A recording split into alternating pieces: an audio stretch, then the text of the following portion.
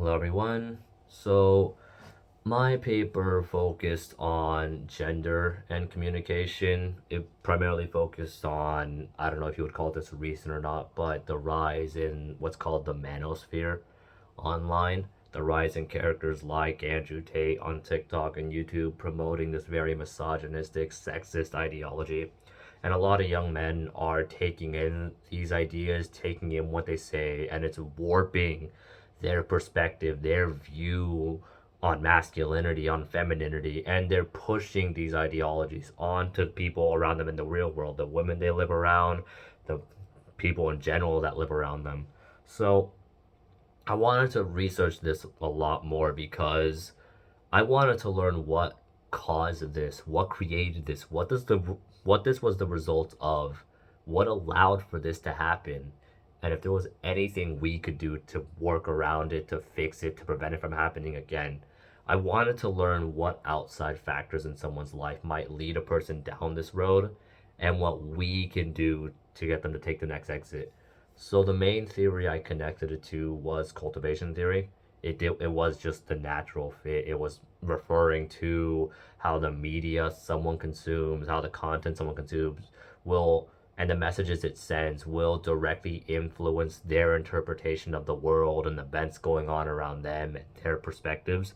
I did also briefly connect it to expectancy violation theory, talking about that knee jerk reaction a lot of these young men will have whenever a woman does something they're not supposed to or not expected to do.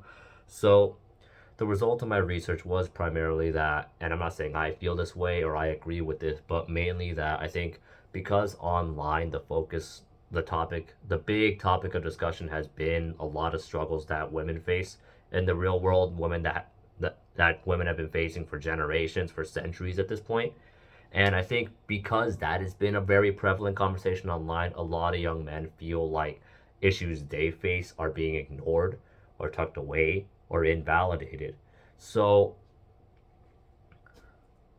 the main solution I came across, or I didn't come across any specific solution, no one said this, I had to kind of connect the dots between different papers, was that you do not have to agree, you do not have to like what they say, you don't even have to honestly respect their perspectives. It's just never invalidate someone's emotions or someone's experiences. That only builds tension. The solution I figured, or I kind of connected, was that invalidating someone's experiences or someone's emotions only makes the situation worse. Telling them you don't know this or you don't get it because you haven't been through what I've been through, your life has been easy up until this point, only builds tensions between the two. Actively trying to not understand each other just makes the other so much more frustrated and start to build a lot more resentment towards you, towards the group of people you consider yourself a part of, or just the group that they consider you to be a part of.